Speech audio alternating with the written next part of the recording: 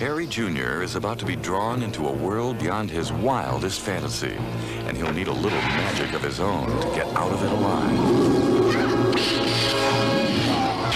Troll, where myths and legends come to life. So if you didn't know, I looked at Troll 2 for last year's horror movie marathon video on the second channel, and now we're going to be doing a full in-depth review of the first film called Troll from 1986.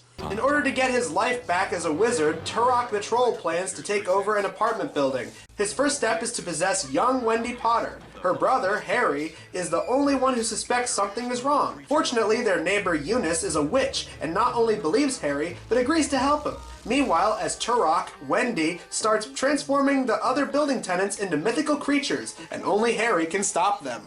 Now, if you know anything about these movies, you'll know that Troll 2 actually isn't a direct sequel to this movie. It's not even intended to be a sequel. It's just that they took an Italian horror movie called Goblins, and then they retitled it Troll 2 in the States, thinking that it would have some appeal, as if anyone was going to remember Troll 1. And the funny thing is, to make things more confusing, there's not one, but two movies from the same producer from the same year called Troll 3. One's a really generic, crappy-looking fantasy movie that reuses the goblin costumes from Troll 2, and Troll 3 is about killer plants that were contaminated, so it's like killer vines in a forest. I guess that connects to the foliage plant goop that they made people eat in Troll 2. There's no connection. These movies are just the loosest attempt at a trilogy you can get. So the movie begins with the Potter family moving into this apartment complex in San Francisco, and there's a troll living in the basement that was closed off for millions of years until the little girl, she goes down, and the troll takes possession of her body with this lantern core ring that he has. And so from there, the little girl is acting weird. Her older brother notices this and thinks that something is up. Meanwhile, the two parents don't seem to really notice or even really care. From there, we're introduced to other characters that live in the building that are going to get axed off as the movie goes through, including Sonny Bono, who plays this weird combination of Flanders from The Simpsons and Quagmire from Family Guy. Well, babe, was it what you expected? Unfortunately. One guy who's a total gun nut, like he has hunting knives and guns and a bunch of dead animal stuff all over his apartment. A couple played by Brad Hall and Julia Louis-Dreyfus, also known as Elaine from Seinfeld. William. Hello, Wayne. A little person who befriends the little girl possessed by the troll. And of course, old woman that's been living in the building the longest, and it turns out that she just so happens to know a thing or two about the troll. Also, I want to point this out. I mentioned earlier that the family's last name was Potter, and the kid's name is Harry Potter. So we can all make up theories as to whether or not this is where the inspiration for the Harry Potter series came from. I don't know what it is, but I'd like to imagine that in an alternate universe, the Troll movies are actually the Harry Potter films, and somewhere in an alternate timeline, there is a film called Harry Potter and the Revenge of Turok the Troll. Of course, Harry notices that his little sister is acting weird and that she's able to do things like pick him up over her head and throw him into a wall. And so from there, the troll possessing the little girl goes around from apartment to apartment, turning people into things with his lantern core ring. Mostly he turns them into these dog turd pickle looking cocoon things which open up all this foliage and all these other little creatures and other troll-like beings from his realm.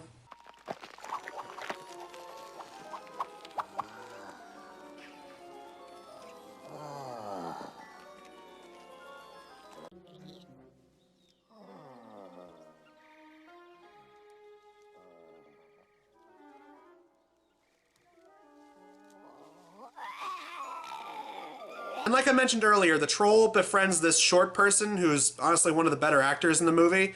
There is a really forced thing in the last scene that he's in, where it turns out he has a disease. I'm sick. I'm getting sicker every day, so the x-rays say. Bone marrow and yucky stuff. Doctors have their big names for it. But if you ask me, this whole body's just worn out. You're gonna die? Looks that way. And the troll wants to make him happy, so he turns him into a troll baby. Welcome, Brother Elf.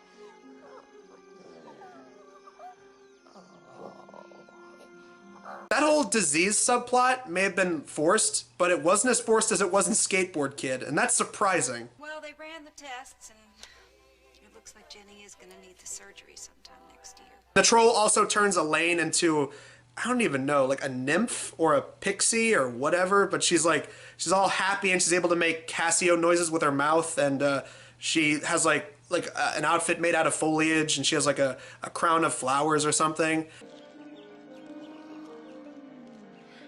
Jeanette, hey, hello? Jeanette? The only way to make this movie any better is if the troll was actually played by George Costanza.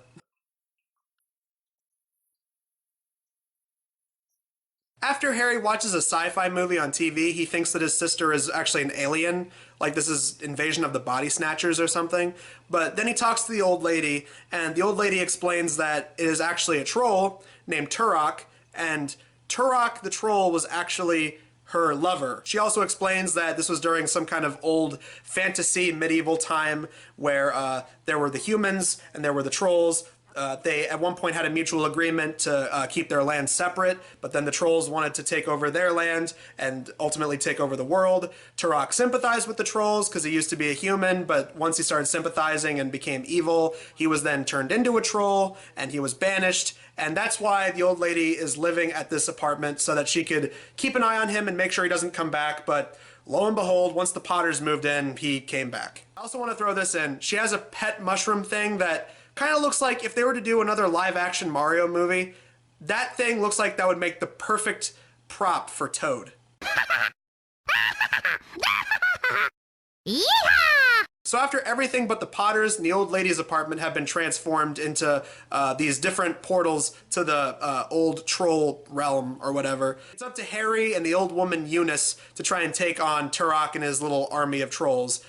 She goes in, but she gets turned into a tree stump.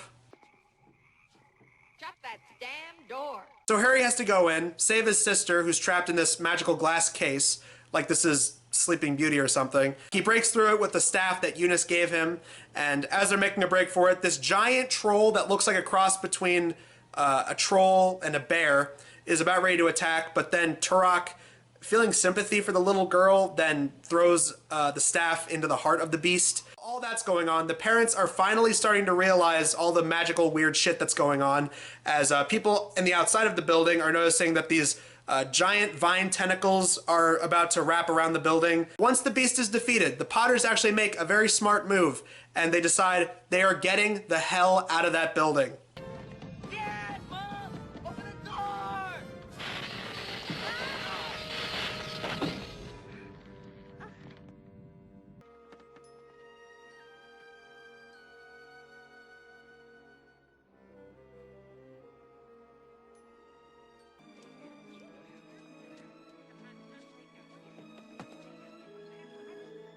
Give them credit, because that is an actually smart move in a horror movie. Nowadays you have these paranormal activity bullshits where instead of leaving the house, they want to examine the ghosts and become ghost experts. Here, scary shit happened, they lived, they're out of there. And then the movie ends with sequel bait, because even though all the vines and foliage and shit are gone for good, a couple of cops go down to investigate, and one cop goes into the basement. He gets sucked into the troll realm. You see Turok's hand with the lantern core ring, and then the door closes, and then the movie ends.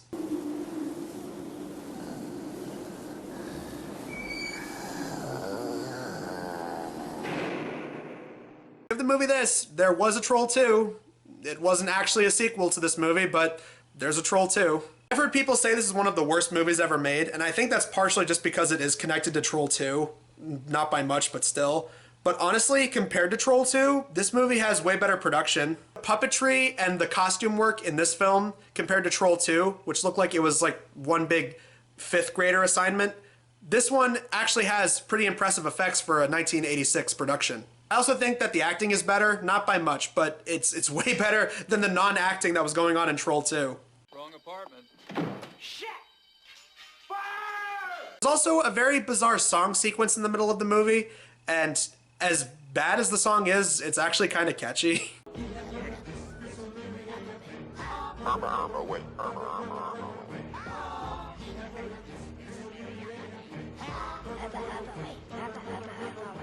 I guess what I'm trying to say is that this movie's bad, but it actually kind of works in a so bad it's good way, different than Troll 2. Troll 2 is one of those so bad it's good movies that it's so inept, that's what makes it enjoyable to watch, just to poke fun at all the ineptitude. The movie, compared to Troll 2, actually looks like a real film, but at the same time, there is a lot of really dumb shit to poke fun at, from some of the acting to a lot of the stupid dialogue and the plot that kind of meanders along until like the last 20 minutes. There's a lot of that in this movie. So yes, in a way, Troll 1 and Troll 2 are so bad they're good if you watch them not as actual films, but as comedies. On a technical aspect, yeah, they're both pretty bad. Troll 2 obviously being way worse, just in terms of even worse production and even worse acting. But if I had to pick between the two, if you want a real movie, I'd say watch Troll 1. If you want a movie that's way funnier, definitely recommend Troll 2. They're eating her. And then they're going to eat me. Oh my God!